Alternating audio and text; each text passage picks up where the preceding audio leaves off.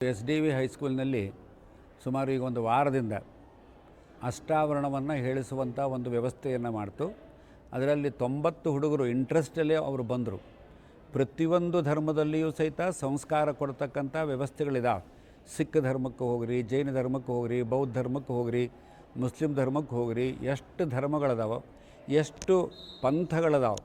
ಆ ಪಂಥಗಳಲ್ಲಿಯೂ ಸಹಿತ ಧರ್ಮವನ್ನು, ಸಂಸ್ಕೃತಿಯನ್ನು ಕೊಡ್ತಕ್ಕಂಥ, ಸಂಸ್ಕಾರವನ್ನು ಕೊಡ್ತಕ್ಕಂಥ ಒಂದು ವಿಚಾರಗಳದ. ಅದೇ ದೃಷ್ಟಿಯಲ್ಲಿ ಈ ಲಿಂಗಾಯತ ಧರ್ಮದಲ್ಲಿಯೂ ಸಹಿತ ಮಕ್ಕಳ ಇದ್ದಾಗಲೇ ಅವರಿಗೆ ದೀಕ್ಷೆಯನ್ನು ಕೊಡುವುದರಿಂದ ಮಕ್ಕಳ ಜೀವನ ತುಂಬ ಚೆನ್ನಾಗಿ ಬರುವಂಥ ವ್ಯವಸ್ಥೆ. ಈಗ ಇತ್ತಿತ್ತಲಾಗಿ ನಮ್ಮ ಮಕ್ಕಳು ಡ್ರಗ್ಸ್ನಲ್ಲಿ ಹೋಗ್ತಕ್ಕಂಥ ವ್ಯವಸ್ಥೆಗಳು ಹೆಚ್ಚಾಗಿದ್ದಾವೆ. ಚಿಕ್ಕ ವಯಸ್ಸಿನಲ್ಲೇ ಕುಡಿತಕ್ಕೆ ಹೋಗ್ತಕ್ಕಂಥ ವ್ಯವಸ್ಥೆಗಳು ಹೆಚ್ಚಾಗಿದ್ದಾವೆ. ಮಕ್ಕಳು 1, 2 ಇರೋದರಿಂದ ತಂದೆ ತಾಯಿಗಳಿಗೂ ಹೇಳುವಂಥ ಒಂದು ವ್ಯವಸ್ಥೆಯೂ ಹೋಗಿದೆ.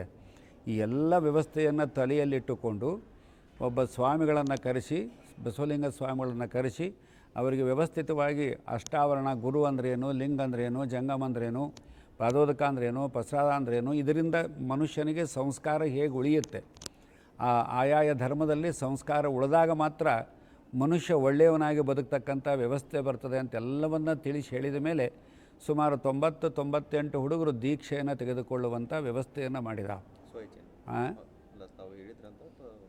ಇಲ್ಲ, ಅದನ್ನು ಮೊದಲಿಗೆ ಅಷ್ಟಾವರಣ ಪಂಚಾಚಾರ ತಿಳಿಸ್ಕೊಟ್ಟು ನಮ್ಮ ಬಸವಲಿಂಗ ಸ್ವಾಮಿಗಳು ಅಂತ ಒಬ್ಬರು ಬಂದಿದ್ದಾರೆ, ಅವರು ತಿಳಿಸ್ಕೊಟ್ರು. ಅದನ್ನು ತಿಳಿಸ್ಕೊಟ್ಟ ಮೇಲೆ ಹುಡುಗರಿಗೆ ಮನಂಬುಗುವಂತ ಬಂದಾಗ ನಾವೆಲ್ಲ ದೀಕ್ಷೆ ತೊಗೊತೀವಿ, ನಾವೆಲ್ಲ ಲಿಂಗಾಯತರಿದ್ದೀವಿ, ದೀಕ್ಷೆ ತೊಗೊತೀವಿ ಅಂಥೇಳಿ ತಂದೆ ತಾಯಿಗಳನ್ನು ಕೇಳಿಕೊಂಡು ದೀಕ್ಷೆಯನ್ನು ತೆಗೆದುಕೊಳ್ತಕ್ಕಂಥ ವ್ಯವಸ್ಥೆ.